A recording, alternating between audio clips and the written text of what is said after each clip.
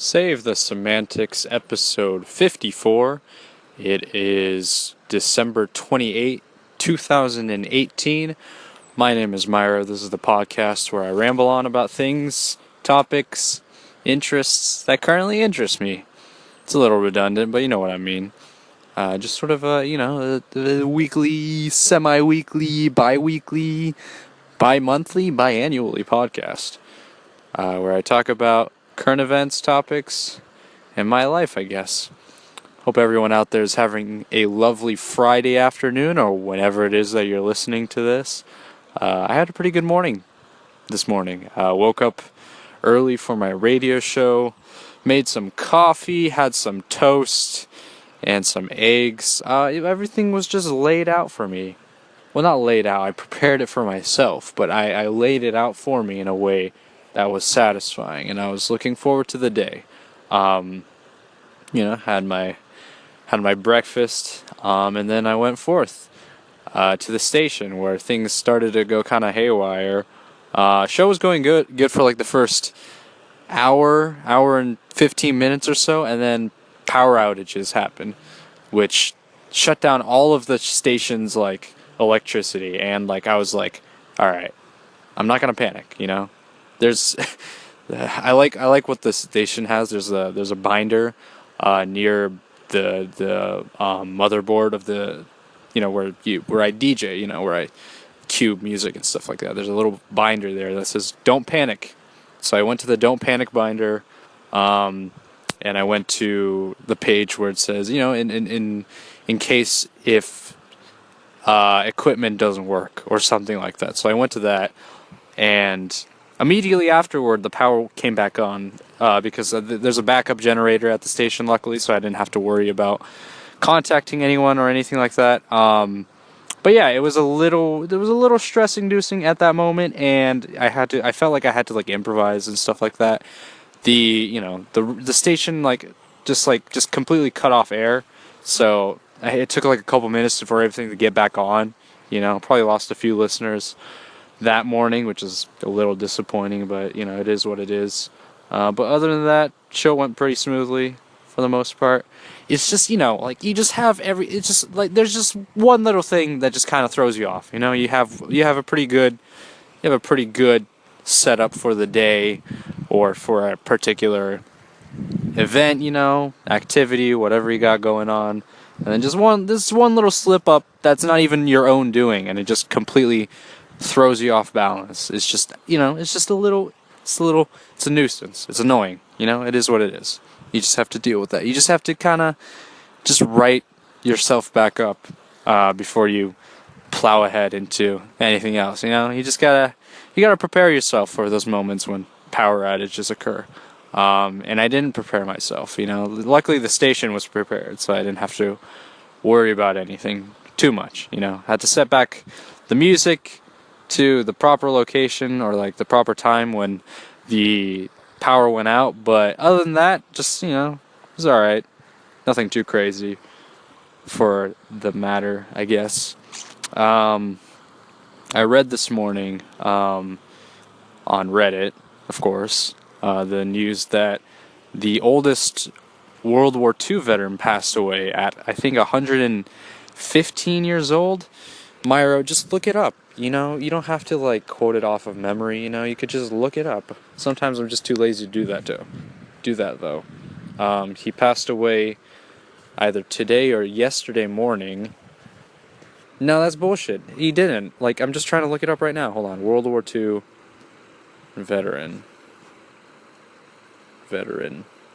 Oldest. It's so easy. It's right there. Richard Overton. Nation's oldest World War II veteran, who also believed to be the oldest living man in the U.S., died Thursday, so yesterday, at the age of 112 years old, which is crazy to think about, One user on the thread that I was reading on linked a video of just like, I think it was a National Geographic video that the guy did a little while back when he was like 107 years old, 105 years old or something like that. And it's pretty crazy to see the way he was living. It's not like he didn't live like a crazy life. Well, he did live a crazy life because he was in World War II. But when they aired or when they uploaded that video, they showed his life when he was at that age of 105 or something like that. And he just lived like an old person, but he was 105 years old, which is crazy, you know? He like smoked cigars every day, drank 4 cups of coffee, ate ice cream every night or something like that. It's crazy to think about, you know? He drove a car. I can't imagine just driving a car at that age, you know?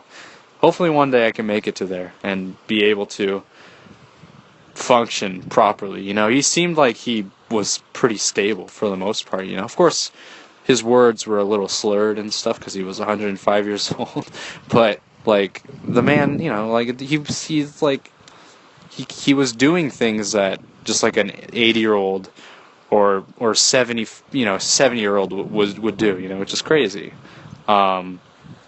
So shout out to him. No, rest in peace to the guy. It's crazy, like sort of the life he lived.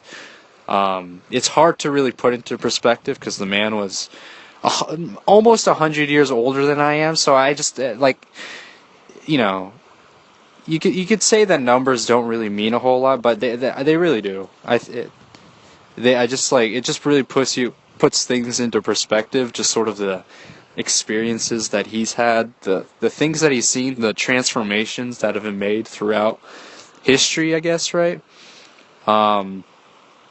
He's a World War II veteran, and so he's lived through that, which is in itself insane. He built his own house in where was it? Austin, I think. It was either Austin or Houston, and just lived there, yeah, just for the next 60, 70 years of his life.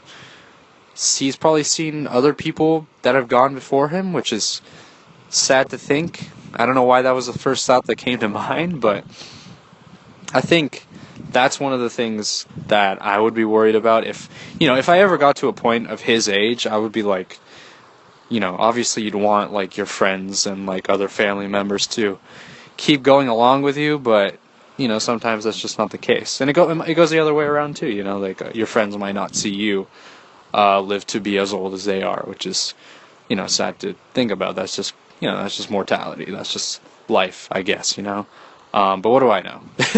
What the hell do I know? You really just sort of like, like it's not a small thing. It's a pretty big thing, but just thinking about one person's life really kind of, it put me like this morning I was just sort of thinking about like, sort of seeing all these changes and having to adapt to them. He mentioned in the video that he did with National Geographic that he doesn't use credit card, which is understandable, right? He pays everything with cash, which is, I mean, if it works for him, right? It works for him. Just crazy to think about, right? Like how, like it's a very small thing, but even for me, it's like hard to get used to some things because, like, right, I've talked about this before about how quickly things change nowadays with technology, obviously. But I'm just thinking of like I would have loved to hear his perspective on how much things have changed, Of course, he would probably be like, back in my day, that kind of thing. But just seeing because like he's lived decades upon decades. He's lived through all these eras, The 1900s is like 1900s to now is like the most what's the word? Prosperous, I guess, like most prosperous age in human history where, there's a population boom and, the GDP went up for everyone, essentially.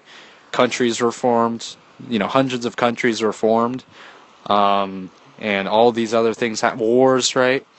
The biggest wars ever fought on Earth, happened during this period of time that he's lived through. Just kind of you just kind of want to get a perspective on that, I guess. He was born in like what 19 he was 112, so he was born in 19 let's see. I'm trying to do the math here. So 100 years ago was 1918, and 12 years before that it was 1906. He was born in 1906. That's just crazy to think about. But yeah, rest in peace. I guess thank you for serving our country and just living through, just experiencing life, I guess. I don't know. It's hard to it's hard to like kind of wrap your mind around. Maybe it's not. Maybe I'm just like being naive, I guess, I think it's just sort of like I'm just trying to like I'm always like paranoid of like the future and stuff like that. So I'm like I'm always like, well, what is it like I don't always do this, but because I don't really like asking people like, what is it like being that age, right? Because sometimes I feel like it's rude and it's like intruding on their personal life and stuff like that. But I think to myself, like, to someone like, what is it like being that age?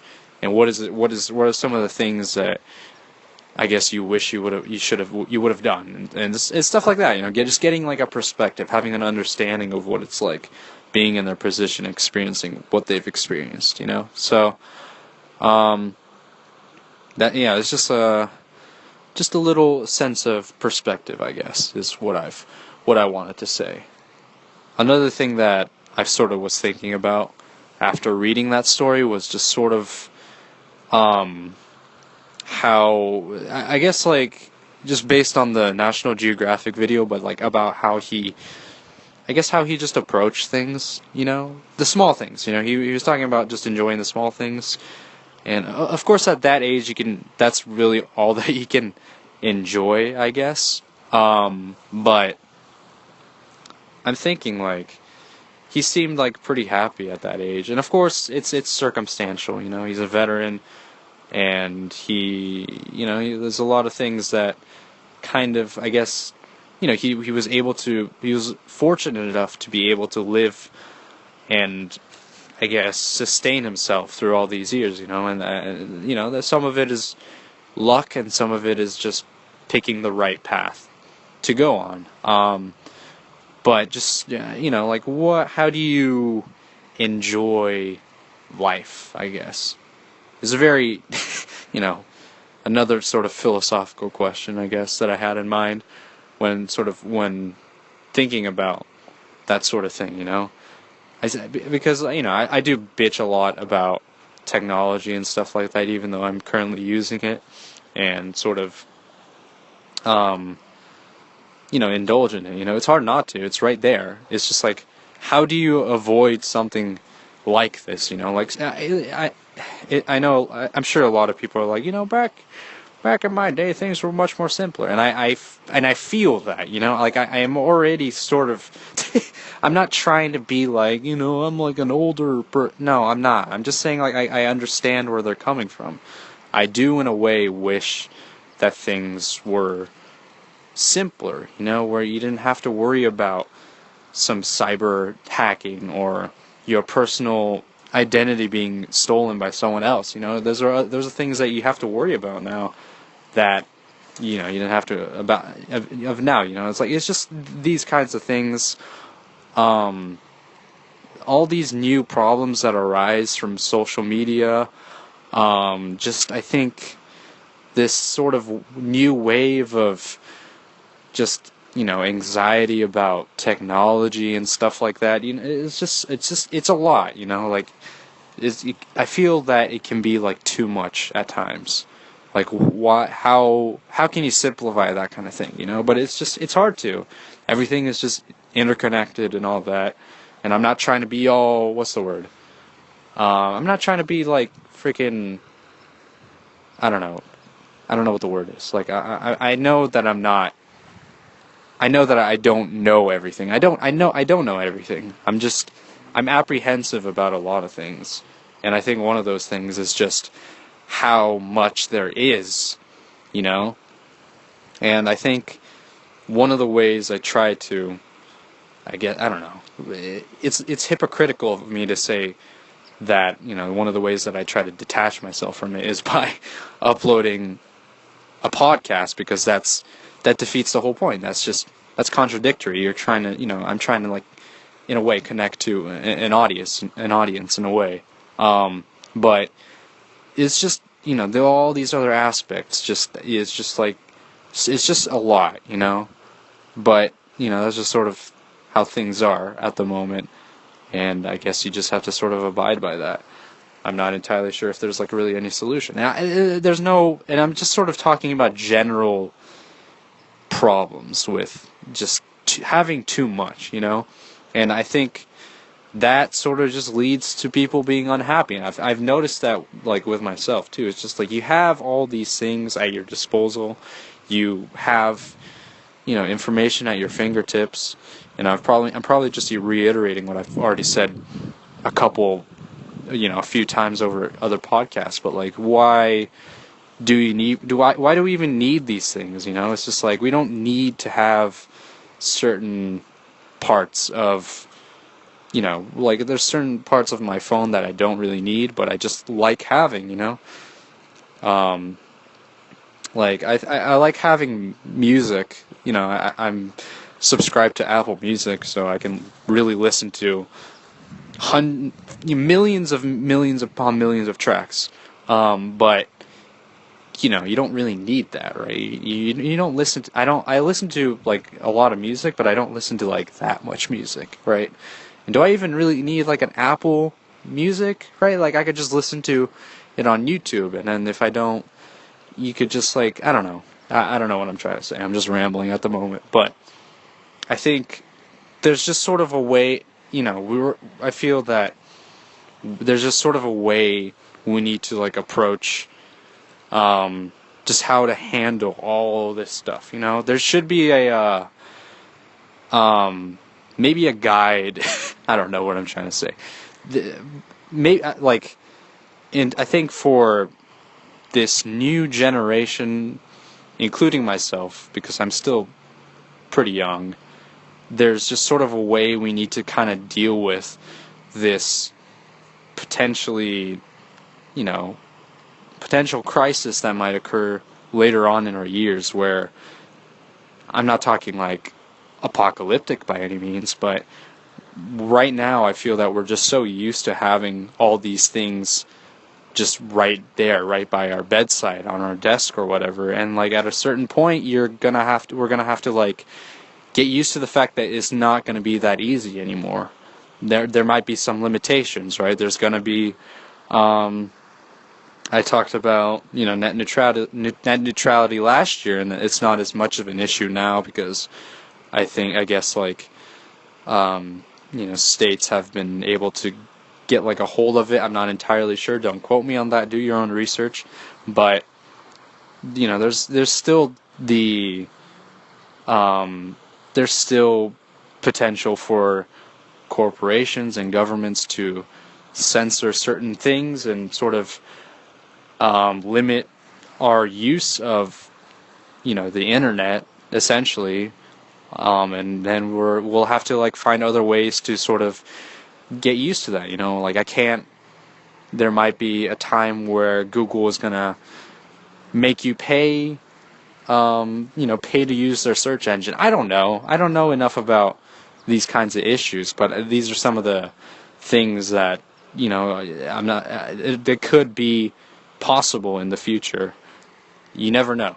You never know, right? That was a huge topic of interest, like, last year. So I don't know. That could come up again anytime soon. Whenever there's some money-hungry politician who's like, okay, I'm gonna enforce this so I can get a few bucks out of Comcast or whatever, one of those corporations. Those are things that might be problematic for future generations, and also how even younger, kids, like, nowadays, how they're gonna adapt to other things, because, like, they've grown up, like, it's just crazy to think about, like, how I can't imagine being a kid now, you know. I'm sure it's fine. I'm sure it's like normal, but now you just have, you know, parents that sort of let them have these devices where they can just be exposed to anything, you know, really anything, without, if they don't have like a safe search